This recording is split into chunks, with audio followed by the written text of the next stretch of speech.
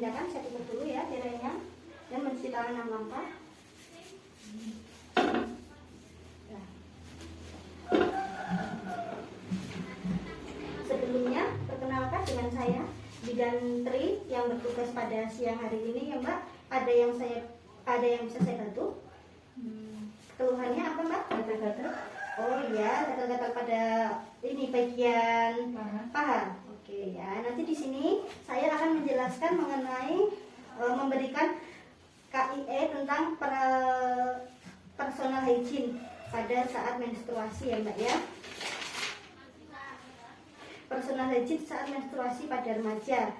Ini sebelumnya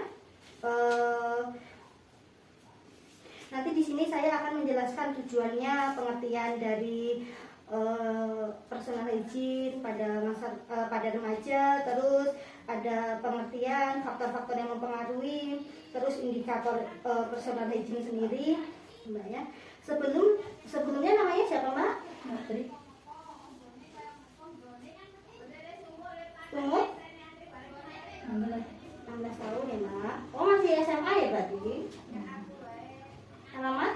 Lokasi.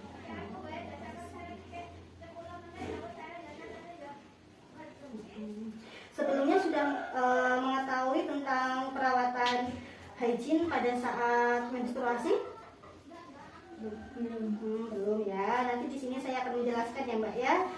Di sini ada lembar baliknya, bisa dibaca ya Mbak, bisa dilihat contohnya. Ini perilaku yang berkaitan dengan tindakan untuk memelihara kesehatan dan upaya menjaga kebersihan pada daerah kewanitaan saat menstruasi ya Mbak. Terus faktor-faktornya sendiri, di sini faktor-faktor yang mempengaruhi, yang pertama ada penampilan. Jadi penampilan umum seseorang dapat menggambarkan pentingnya hygiene pada orang tersebut. Terus selanjutnya praktik sosial. Praktik sosial ini kelompok-kelompok sosial yang mempengaruhi perilaku hygiene.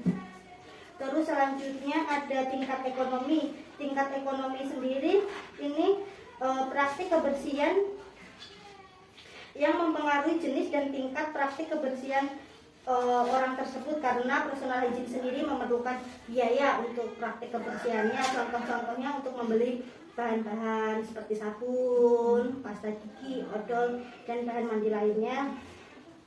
Terus selanjutnya pengetahuan tentang menstruasi.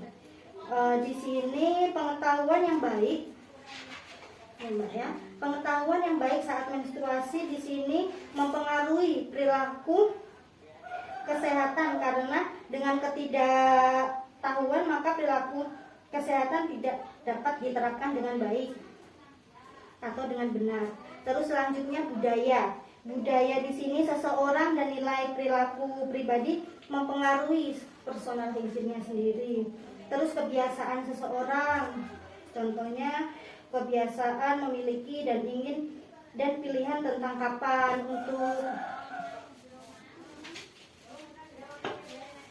untuk mandi, bercukur, dan melakukan perawatan rambut. Terus yang selanjutnya kondisi fisik. Di sini pada keadaan sakit tentunya kemampuan untuk merawat dirinya berkurang dan perlu bantuan orang lain ya Mbak ya.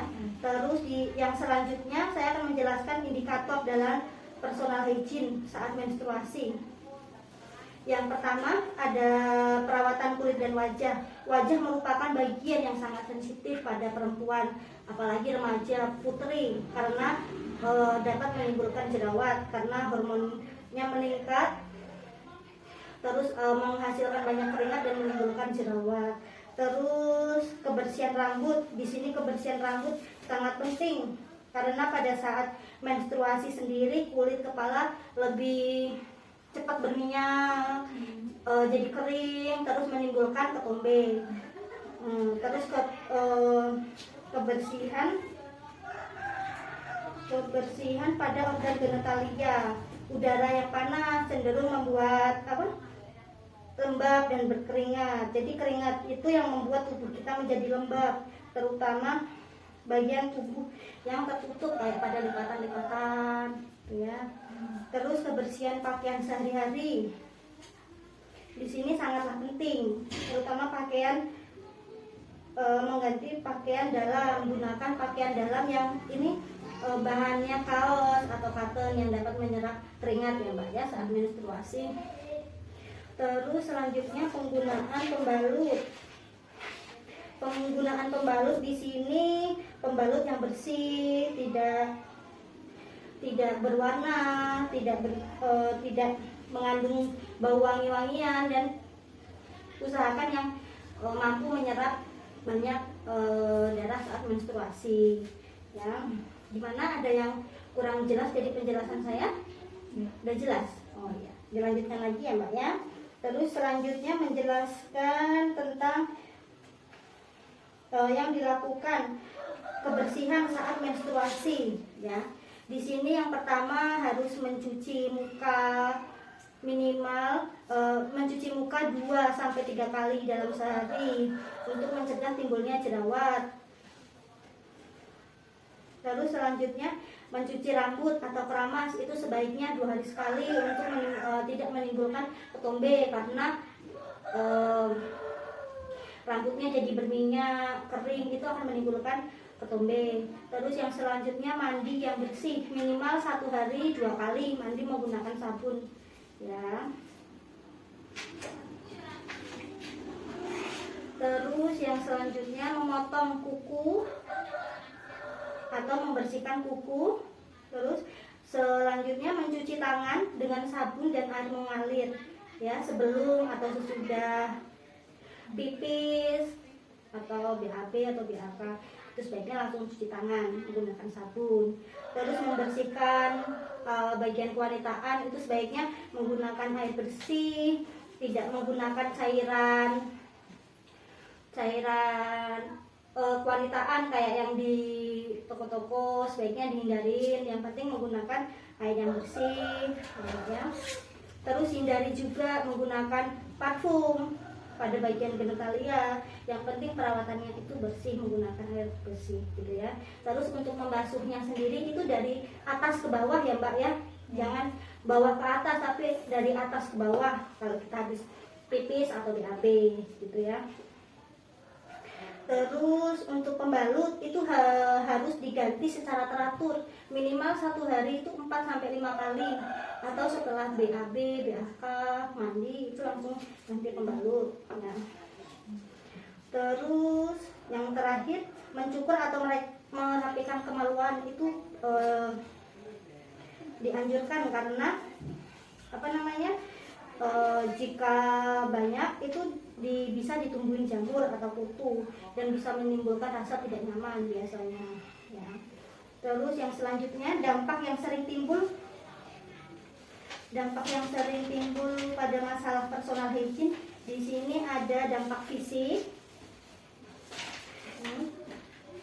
dampak fisik dan dampak psikososial. Dampak fisiknya itu contohnya ini pada alat reproduksi, itu dapat menyebabkan kanker leher rahim, keputihan, atau malah jika tidak langsung ditangani itu bisa menyebabkan kemandulan pada wanita. Terus untuk dampak psikososialnya sendiri di sini berhubungan dengan personal hygiene atau bagian kewanitaan. Itu gangguan kebutuhan rasa tidak nyaman, jadi ngerasa kayak dirinya tidak nyaman pada kewanitaannya.